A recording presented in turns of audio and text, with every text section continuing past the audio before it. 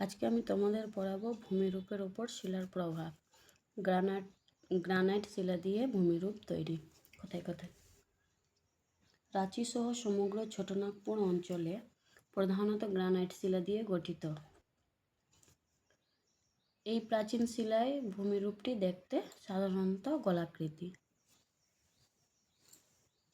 মহারাষ্ট্রের পঞ্চগনি মহাবলেশ্বর অঞ্চলে শিলাটি দেখতে চ্যাপ্টা মাথার বিশিষ্ট টেবিলের মতন ভূমিরূপটি দেখতে।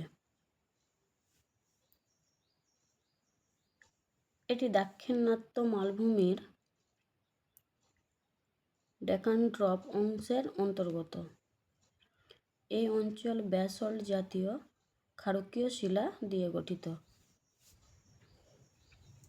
এবং এই অঞ্চলের ভূমিরূপটি দেখতে চ্যাপ্টা আকারের। এবার হচ্ছে কয়েকটি গুরুত্বপূর্ণ খনির মধ্যে সংক্ষিপ্ত বিবরণ দেওয়া আছে তোমাদের। প্রথমে হচ্ছে কোয়ার্টজ। এই যে তোমাদের এইভাবে কোয়ার্টজ দেখতে, এটি খুব শক্ত, কঠিন, মূলত সাদা রঙের ষড়ভুজাকৃতি কেলাসযুক্ত। এই যে সাদা, এই যে সাদা, খুব শক্ত, ষড়ভুজ। এই যে দেখো, এগুলো হচ্ছে ষড়ভুজ, কেলাসিত, এগুলাকে বলা হয় কেলাসিত বা কৈলাসকার। এটা হচ্ছে গ্রানাইট ও ব্যাসল্ট শিলার মূল উপাদান। এটি হচ্ছে গ্রানাইট এবং ব্যাসল্ট শিলার মূল উপাদান। এতে ক্ষয় প্রতিরোধন ক্ষমতা বেশি, এটি সহজে ক্ষয়প্রাপ্ত হয় না। শক্ত আছে বলে এটি তাড়াতাড়ি ক্ষয় হয় না। গয়না তৈরি, কাঁচ ও পাথর কাটতে কোয়ার্টজ ব্যবহার করা যায়। এটি হলো ভেরি ভেরি ইম্পর্টেন্ট কোশ্চেন তোমাদের, এটি মানে কোয়ার্টজের ব্যবহার। তারপরে হচ্ছে ফেলোডোস্পার।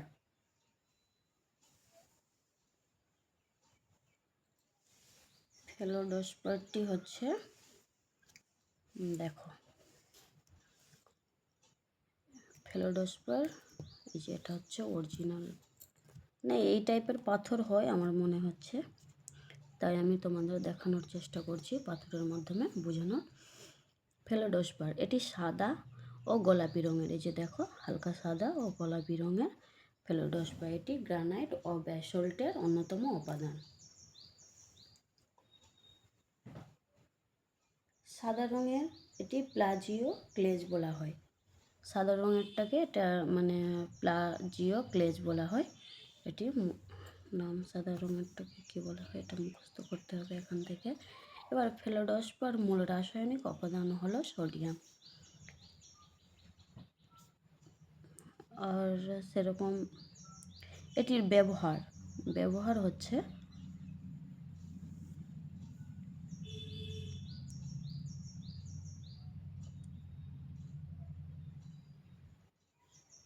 সেরামিক শিল্প ও কাঁচ তৈরিতে ফেলোডোস্পার ব্যবহার করা যায়। এটা সেরামিক শিল্প ও কাঁচ তৈরিতে ফেলোডোস্পার ব্যবহার করা যায়। এটি ব্যবহার তোমরা বই থেকে মুখস্থ করে নিও। এবার হচ্ছে অভ্র। অভ্র হচ্ছে তোমাদের এই যে এই টাইপের হয় অভ্র। নিচে দেখো অভ্রটা এই টাইপের হচ্ছে অভ্র। চকচক, মসৃণ, পাতলা ও ভঙ্গুর আকৃতি, মানে এটি চকচকে দেখতে, ভঙ্গুর আকৃতি, মানে তাড়াতাড়ি সহজে ভেঙে যায়। অভ্র সাধারণত স্বচ্ছ মাস্কোভাইট অথবা কালো রঙের দেখা যায়। এর উপস্থিতিতে গ্রানাইটের চিকচিক করে, এর মানে অভ্রের উপস্থিতিতে গ্রানাইটটি চিকচিক করে। এটির ব্যবহার খুব ইম্পর্টেন্ট। অভ্রতাপ ও বিদ্যুতে কুপ্রবাহী। বৈদ্যুতিক সরঞ্জাম, প্রতিমা, সাজ, রং তৈরিতে অভ্র ব্যবহার হয়। এবার হচ্ছে জিপসাম, বেশ নরম হালকা হলুদ রঙের খনিজ। এটি বেশ এসব টাইপের সে জিপসাম এই পাথরের মতন বেশ নরম হালকা হলুদ রঙের দেখা যায়। জিপসাম ক্যালসিয়াম সালফেট যুক্ত হয়, মানে জিপসামটি ক্যালসিয়াম সালফেটের জলযুক্ত কেলাস, মানে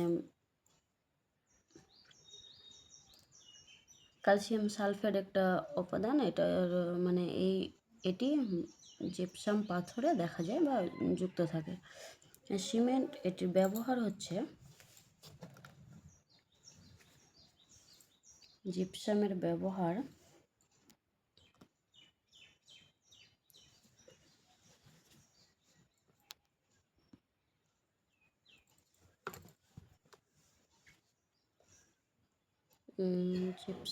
ব্যবহার হচ্ছে সিমেন্ট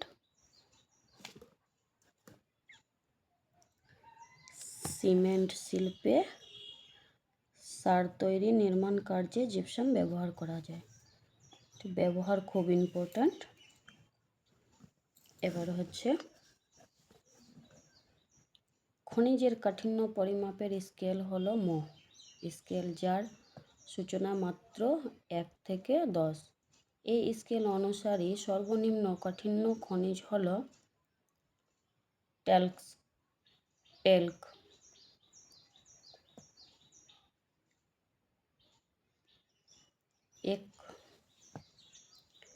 এটি তোমাদের মুখস্থ করতে হবে এখান থেকে। আর সর্বোচ্চ কাঠিন্য খনিজ হলো হিরে।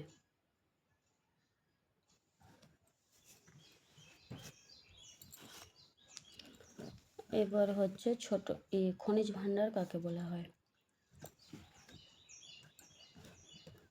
ভারতের ছোটনাগপুর মালভূমি অঞ্চলে বিভিন্ন খনিজ সম্পদ দেখা যায়। লোহা, তামা, বক্সাইট, ম্যাগনেসিয়াম, ডলোমাইট, অভ্র প্রভৃতি প্রচুর পরিমাণে পাওয়া যায় বলে ভারতের খনিজ ভাণ্ডার বলা হয়। ছোটনাগপুরকে ভারতের খনিজ ভাণ্ডার বলা হয়। ছোটনাগপুর মালভূমি মানুষের প্রধান জীবিকা হলো খনিজ সম্পদ উত্তোলন এবং খনিভিত্তিক শিল্প। এটি ইম্পর্টেন্ট কোশ্চিন, এটা তোমরা এখানে বই থেকে করে নিও। এবার হচ্ছে মৃত্তিকা। মাটির চরিত্র অনেক ক্ষেত্রেই তার নিজের পৃষ্ঠ এবং আদি শিলার ওপর নির্ভর করে। মাটিগুলা সাধারণত বেসল্ট শিলায় কৃষ্ণ মৃত্তিকা, গ্রানাইট শিলায় লোহিত মৃত্তিকা, বেলে পাথরে বেলে মাটি দেখতে পাওয়া যায়। এটি হচ্ছে কৃষ্ণ মৃত্তিকা, লোহিত মৃত্তিকা আর বেলে মাটি।